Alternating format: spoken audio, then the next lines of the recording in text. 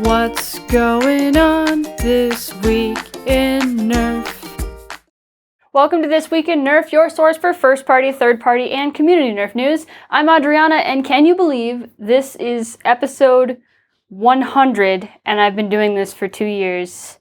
It's a little ridiculous, but, you know, we're not going to dwell on that. We're going to move on and do some news. Dartzone announced that the Mark II will be restocked in about 2 to 3 weeks at Target.com.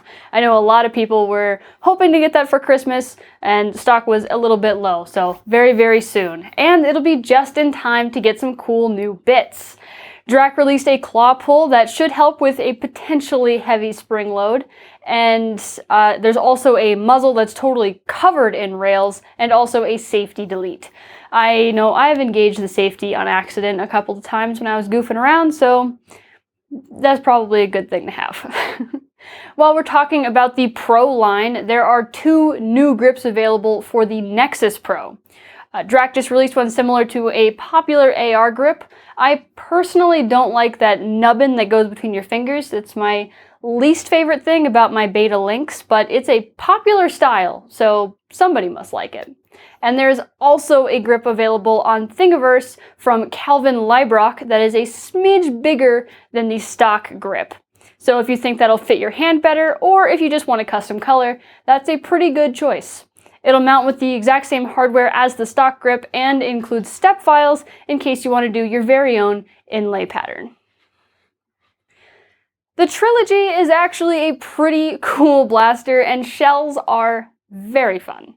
If you want to get real funky, there's this new Trilogy Tube Mag System. It was an original concept from Jolt King 627 and brought to life by Domachevsky. It's got a pretty huge and insane contraption that just envelops the blaster.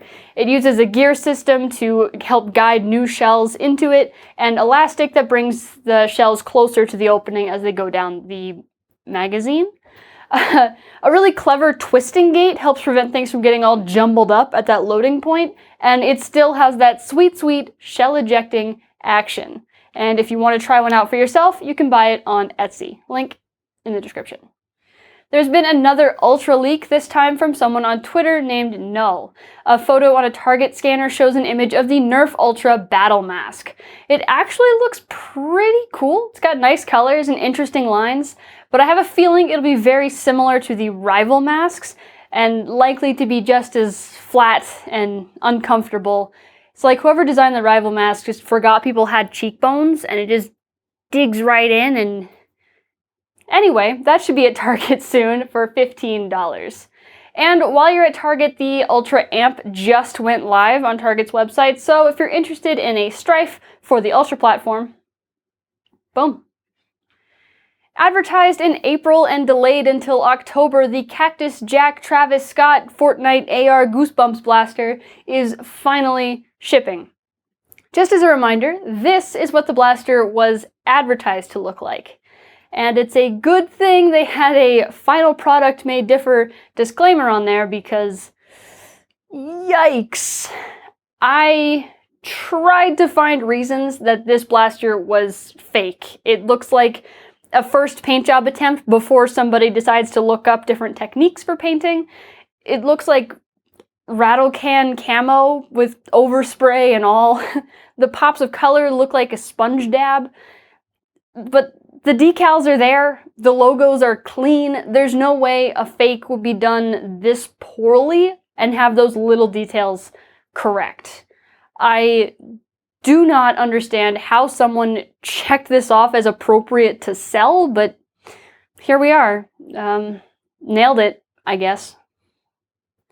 And now we'll do a little bit of an HPA Corner. There are 2 blaster releases this week. First up, we have the Neutrino from UK Foam. It uses the HPA Supercore system and field strips toollessly in under a minute. It also seamlessly switches between pistol and rifle configurations. They have the accessories for free on Thingiverse and the STLs available on Etsy. And then there's the Axiom from Atch Attachments, who just released Files. This is also using the HPA Supercore system, this time in a bullpup configuration. There's a lot of different shrouds available that completely change the look, and I think that is pretty cool. I'm going to say some of the same things that I always say for stories of this type. Number 1, make sure your print bed is the right size before you buy any files, obviously. Number 2, I'm really proud of our community for not sharing files, so don't disappoint me now. Number 3, make sure HPA is legal at your venue. Don't be the idiot who ruins public games for everyone. And also be safe and 100% sure that you understand what you're doing before you do it. Please just be safe, guys. And now it's time for the mod of the week, and this week it goes to Carney Creations for this tiny little artillery. It's a little cannon, what's not to love? You stick a ramrod down the barrel to tamp down the powder, engage the catch, and then you ram in a dart, wheel it into position, and kapow! Practical? Not at all. Fun?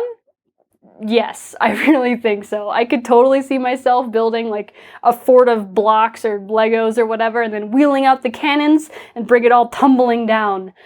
I love the imagination and the fun. Super cool. Thanks for sharing it. This was a rough year for a lot of people, but if there was one good thing, it was some amazing mods. So many that I didn't think it was fair to pick the best one of the year by myself. So I narrowed it down from 50 to 5 and then left it up to the community to vote for their favorites. So here are your contenders for mod of the year. Number 5, we have the Star Wars Rhino Fire and Pulsator integration by Shane Ori. It's 2 unusual blaster choices, expertly smashed together with a quality paint job. They also kept the functionality of the moving pulsator barrels, which is super cool. And number 4 is the Winchester Hammershot by Fire Mana. This is chaotic jank. It looks like a ton of fun to use, assuming you're wearing gloves, and I just haven't seen anything else like it. Number 3 is the Tiamat by Iron Gopher. It's a grunge paint job on a cam, but instead of the usual just layers of weathering, there are a ton of tiny intentional details that really make the paint tell a story, and I think that's really cool. Number 2 is the Spartan ECS by Nick LaPlante. I initially scrolled by this one because I thought it was a stock blaster. Instead, it's one of the cleanest integrations I've ever seen. Not only is it crisp and gorgeous on the outside, it's got a select fire kit on the inside, powered by Fangry Vamps and a 42mm cage. But the best mod of the year is the Halo MA40 remod by Tommy110. It is one of the most technical mods that we've seen all year, and it's definitely in the better than Hasbro category. The functional control center on top is an ammo counter that will prompt you verbally to reload when you're empty, and allows the blaster to be configured. It has 3 speeds, low, normal, and high, and 3 modes of fire, single burst and full auto, and that's controlled either through the buttons that are on the riser or specific presses of the rev trigger, and the blaster gives feedback of the selections verbally, as well as through colors and patterns of the LEDs. Plus, the lights whoosh down the blaster when you fire, and the fake selector switch is now a functional power switch, and it greets you with "Hello, Chief, it's good to see you" when you turn it on. The effort and the ability is so clear to see in this blaster. It is completely deserving of its title as Mod of the Year. Congratulations, Tommy110. This is a really awesome blaster. And that's all the news I have for this week. Thank you so much for watching. As usual, the links to everything that I talked about are down in the description with the like button, the subscribe button, the comments.